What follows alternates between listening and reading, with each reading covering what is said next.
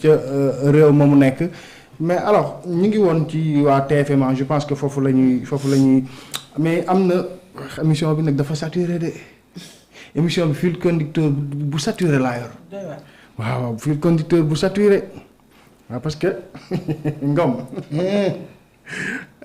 xanaa xamoo ne présenter émission yombul. yombul moom Pape Thioune tollul Pape Cheikh Diallo fii. yow yaa xam dëgg la ginnaaw bu ki baar nag. Pape nag mu ngi ci kasa ba moom. kii xamul Pape Thioune. waaye remplacé ko moom. na ko Bouba Ndour ci boppam. moom leer na ko ne biir TFM jamono ji kenn na fa nekk ko mën a def quartier général muy Pape Thioune.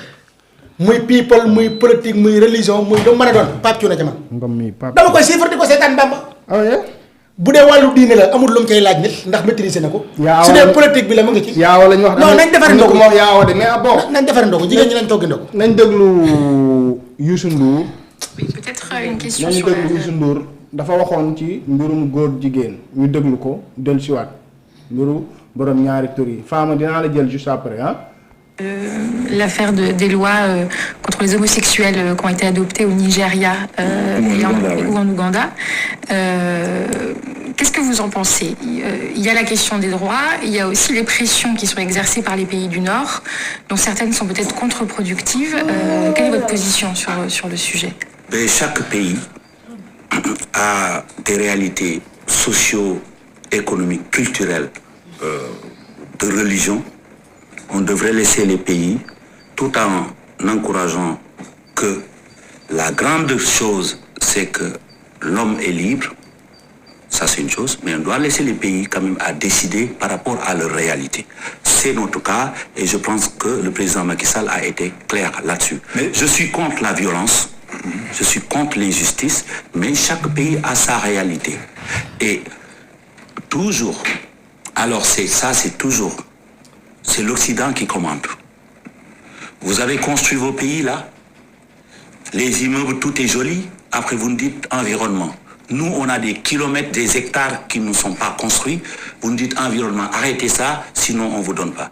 Après, vous venez sur le droit des homosexuels. Vous allez faire les lois. On n'a rien contre. C'est vos lois. Après, vous dites, vous faites la même chose, sinon on vous donne rien. Non, il faut que ça s'arrête. Il faut que ça s'arrête. Vous, en Ouganda, qu'on criminalise, on risque la prison, on risque la mort pour faits homosexuels. Vous retranchez derrière simplement le droit des États à faire leur réglementation. Mais est-ce qu'en Ouganda, on a parlé de ces enfants qui meurent du sida? Des milliers d'enfants qui meurent, j'étais là-bas. On ne parle pas d'autre chose. C'est une autre question. C'est une autre question. Non, je veux dire, c'est une autre question. Pourquoi cette question-là n'est pas devant? Parce que simplement, c'est vous qui commandez. Arrêtez de nous commander. Mais sans commander, on peut poser la question.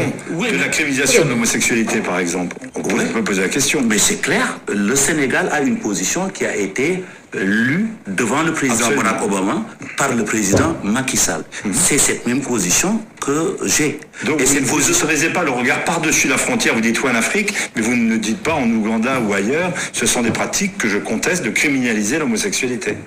Je suis pour la liberté des gens. D'accord. Alors mi ngi noonu Youssou Ndour l'avait dit ca TV5 Monde la woon mu jàkkaarloog tubaab bi di leen wax arrêtez de nous commander donc homosexuel ci yéen la daganul ci ñun Ngom Taalif. bien sûr loolu kay Youssou Ndour moom noonu la ci mas a taxawee moom ay valeur moom bu ñu koy wax moom dafa mas di défendre ay valeur ci dëkk bi parce que moom wax dëgg yàlla mbir mi Bamba ñaaw na ñaaw goo xam ne nii képp ku ci taqem baa nga doon ci dara ba tey sab dara yàqu na waaye ba tey kenn mësu ko cee dut baaram kenn mësu ko cee tudd te TV5 Monde moom ku fa dem taxaw di wax rek li ngay wax ñor na la tubaab yee ko moom ñoo la fa invité moom lañ bëgg yow nga taxaw jël say position ferme kon ngay xam ne kooku li mu nekk dëgg la ci moom man de li ma gëm mooy Youssou Ndour bu doon amoon na lu ko leer tuuti ci Pape Cheikh Diallo sax Pape Cheikh dootul liggéey TFM parce que TFM Youssou Ndour daal liggéey alalam ba mu lew ko dom alal ju set wecc def ko fa kon du ma d'accord ne wala ma gëm ne xamoon na lii ci ngóor si ba pare wàcc ko ca këram gi ndax lii day delloo kër ginnaaw Bamba xam nga ñun lii ñuy bañ nii ñun yàllaa nu mooñ bañaaleel nu ko deli bu ne ci àddina nit def na ko fi ñaawteef bu ne mais salfaañe suuf wëlbati ña féete woon kaw féete suuf yàlla ci ngóor jigéen la ko mas a def ay nit taxaw di ko def mu teg leen ko bañ mu salfaañe suuf sax loolu ngay xam ne yàlla bañ na ko lool njaaloo nit ñaa ngi njaaloo yàlla tukkalut àddina bi mais góor jigéen a tax yàlla tukkal àddina moo tax gàcce ngalaama Youssou Ndour merci Youssou Ndour fi nga taxaw foofu la continuer fi nga ne leneen loo def lu lii rek nga fi ma tàng. non Youssou Ndour maa xam la réaction de Youssou maa jigéen ci wàllum góor kenn du moom il a été clair moom là-dessus franchement. il a été clair comme on le dit toujours Youssou Ndour icône la tey jii nii dafay représenter fu ne Sénégal te il fait une fierté li mu wax nii ñëpp ci d'accord wax fa dëgg yàlla dem fu mel ni TV5 jàkkaarloog ay tubaab ne leen carrément il faut que vous arrêtez loolu. jàkkaarloog ñoom ne leen carrément il faut que ngeen arrêté wax na dëgg bu doon keneen koo xam ne tamit ku responsable la aussi nii lay demee mais Baba man dafa am lu ma xaw a metti ci nit yi nga xam ne. d'après li ñuy wax ñu ngi naan que dañoo yor liste mais pourquoi ngeen yor liste te du ngeen publier man loolu moo ma metti au fait ku ci mel ni sëñ Bada mi fi jóge léegi ma koy nuyu de passage ak ki nga xam ne mooy Jamra yor ngeen liste kay lu bon kenn du ko denc nañ leen weer c'est tout man mënuma comprendre nga téye sa téléphone naan yor naa liste te doo génnee liste bi ban sens la am bu fekkente ne yor ngeen liste bi génnee leen ko nit ñi xam vraiment. Youssou Ndour waaw ci côté Youssou Ndour moom yaakaar naa ne du nekk loo xam ne lu bett kenn bu ko yëgoon li nga xam ne Pape Cheikh dafay dund borom ñaari tur ci li nga xam ne mooy bërëbam bi nga xam ne moom lay nekk di fa liggéeyee mu liggéey investir ñaata at bu muy wax live télévision kon yaakaar naa ne boobu Pape Cheikh a ngi feneen ak ñeneen kon Youssou Ndour kan loolu bu ko xamoon comme ni ko Ngom waxee naanee ko ndox ne kii borom ñaar tur la bi toog sama bërëb bii di fa liggéey kon Youssou Ndour du ko nangu comme li ma wax ci Ndiaga Ndour du ko nangu Bouba Ndour du ko nangu loolu keneen du ko nangu képp kuy jullit du góor di jigéen doo ko nangu di jaxasoog ñoom lu mel ne tànk si lieu de travail boo xam ne da nga fa def ay milliards yu bari investir pour sa réew kon doo nangu benn nit boo xam ne dafay toog di la ko yàqal rumeur comme rumeur nit ñu dañ daan dégg rumeur comme rumeur Pape Cheikh nangam mais kenn doxu ci woon ba teg ci seen bët parce que li may wax ci saa su ne Pape Cheikh yoru woon comportement bi Pape Cheikh du ko doxee du ko waxee te Sénégal am na leen loo xam ne ci lu ñuy nangu ci borom ñaari tur